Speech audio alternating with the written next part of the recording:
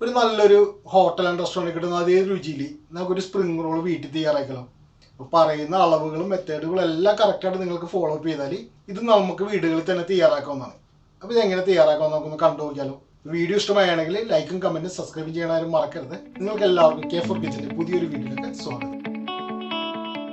Spring roll തയ്യാറാക്കാനായിട്ട് ആദ്യം നമുക്കൊരു ബാറ്റർ തയ്യാറാക്കാം. അപ്പോൾ അതിനായിട്ട് ഒരു മുട്ട, 100 ഗ്രാം മൈദ, 50 ഗ്രാം കോൺഫ്ലോർ,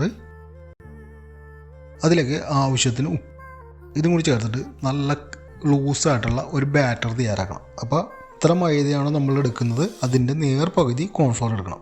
അപ്പോൾ ഈ അളവ് നിങ്ങൾ കറക്റ്റായിട്ട് ഫോളോ അപ്പ് ചെയ്യണം, എന്നാലേ നമുക്ക് കറക്റ്റ് റിസൾട്ട് കിട്ടുള്ളൂ. അത്യാവശ്യം നല്ല ലൂസായ രീതിയിൽ നമുക്കിതിനൊന്ന് നന്നായിട്ട് മിക്സ് ചെയ്തെടുക്കാം. അപ്പോൾ നമ്മുടെ ബാറ്റർ റെഡിയാണ്ട് ഇനി ഇതിനൊന്ന് അരിച്ചെടുക്കണം. അപ്പോൾ ഒട്ടും തരിയില്ലാണ്ട് വേണം നമ്മൾ ഈ ബാറ്റർ തയ്യാറാക്കേണ്ടത്. ഈ തയ്യാറായ ബാറ്റർ നമുക്കൊരു ബോളിലേക്ക് മാറ്റിയിട്ട് അല്പസമയം ഒന്ന് മാറ്റി വെക്കാം. അപ്പോൾ ആ സമയം കൊണ്ട് നമുക്ക് സ്പ്രിംഗ് റോളിലെ ഫില്ലിങ് തയ്യാറാക്കാം. അപ്പോൾ സ്പ്രിംഗ് ഫില്ലിങ് തയ്യാറാക്കാനായിട്ട് എന്നോട് കടായി വെച്ചിട്ടുണ്ട്. ഈ കടായി ഇതിലേക്ക് അല്പം ഓയിൽ ഒഴിച്ചൊന്ന് ചൂടായ ശേഷം ഇതിലേക്ക് 1 ടേബിൾ സ്പൂൺ വെളുത്തുള്ളി ചേർത്ത് കൊടുക്കാം. അപ്പോൾ വെളുത്തുള്ളി ഒന്ന് വഴറ്റിയ ശേഷം ഇതിലേക്ക് ചിക്കൻ സ്പ്രിംഗ് റോളാണ് തയ്യാറാക്കുന്നത്. അപ്പോൾ അതിന് വേണ്ടിയിട്ട് ഞാൻ 150 ഗ്രാം ചിക്കൻ ഇതിനകത്തേക്ക് ചേർക്കുന്നുണ്ട്. ആവശ്യത്തിന് ഉപ്പ്, 1/4 ടേബിൾ സ്പൂൺ സോയാ സോസ് അതിനകത്തേക്ക് ചേർത്തിട്ട് ഒരു 1/4 ഭാഗത്തോളം ഒന്ന് വേവിച്ചെടുക്കാം. അതിനുശേഷം ഇത് നമുക്കൊന്ന് സൈഡിലേക്ക് മാറ്റി വെക്കാം.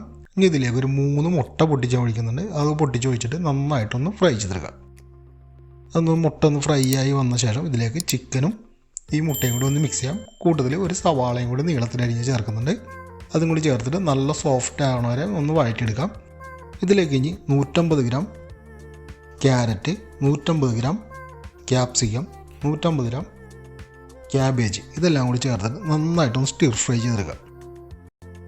ഇതൊരു പകുതിയോളം വെന്ത് കഴിയുമ്പോഴേക്കും ഇതിലേക്ക് 1/4 ടേബിൾ സ്പൂൺ അജിനോമോട്ടോ, അത് ഓപ്ഷനിലാണ്, നിങ്ങൾക്ക് ഇഷ്ടമില്ലെങ്കിൽ ഒഴിവാക്കാം. ഒരു ചൈനീസ് ടേസ്റ്റ് കിട്ടാൻ വേണ്ടിയാണ് ചേർക്കുന്നത്.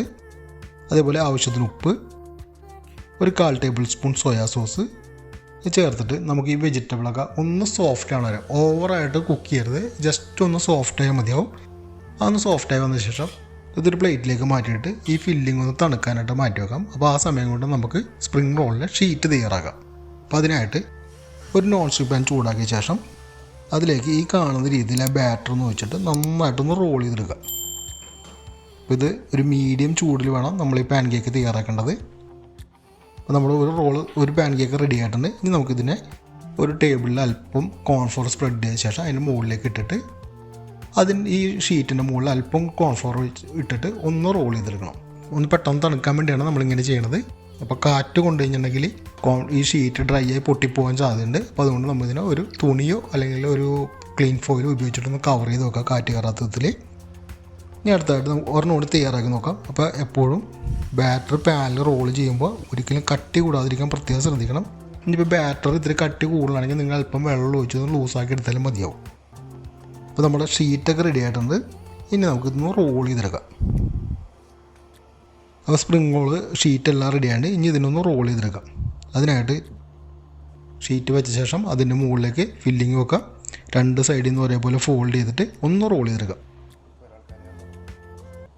എന്നിട്ട് അറ്റം നമുക്കൊരല്പം മുട്ട പൊട്ടിച്ച് ചേർത്തിട്ട് ഒന്ന് സ്പ്രെഡ് ചെയ്ത് ഒന്ന് റോൾ ചെയ്ത് ഫിനിഷ് ചെയ്യാം.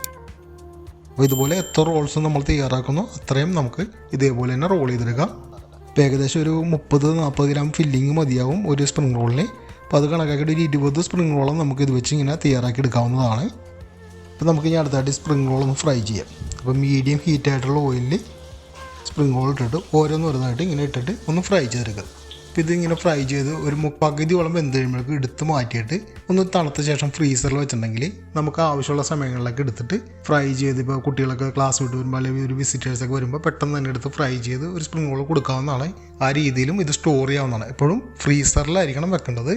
സ്പ്രിംഗ് റോൾ ഏകദേശം ഒരു 3/4 ഫ്രൈ ആയതുകൊണ്ട് ഇനി നമ്മൾ ചെയ്യേണ്ടത് ഓയിലിൻ്റെ ടെമ്പറേച്ചർ കൂട്ടണം. നല്ല ഹൈ ഹീറ്റുകളിൽ ഒന്ന് കളറാക്കി എടുക്കുക. അപ്പോൾ ഇങ്ങനെ ചെയ്യുമ്പോൾ ഒട്ടും തന്നെ ഓയിൽ സ്പ്രിംഗ് റോളിൻ്റെ അകത്തേക്ക് വലിയില്ല. ഇത് നിങ്ങളൊന്ന് ട്രൈ ചെയ്ത് നോക്കുക. അപ്പോൾ നല്ല ക്രിസ്പായി കിട്ടുകയും ചെയ്യും. അപ്പോൾ നമ്മുടെ സ്പ്രിംഗ് റോൾ റെഡി ആയതുകൊണ്ട് നമുക്കിനി ഒരു സർവിങ് പ്ലേറ്റിലേക്ക് മാറ്റാം. ഇത് ഇഷ്ടമുള്ള സോസിൻ്റെ കൂടെ നമുക്ക് കണ്ട് സർവ് ചെയ്യാവുന്നതാണ്. അപ്പോൾ വളരെ എളുപ്പത്തിൽ തയ്യാറാക്കാവുന്ന ഒരു ഈവനിങ് ടീ സ്നാക്സ് ആണ്.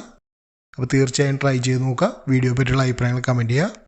മറ്റൊരു നല്ലൊരു വീഡിയോയുമായി അടുത്ത ദിവസം കാണുന്നവരേക്കും ഇസ് bye from team K4 kitchen.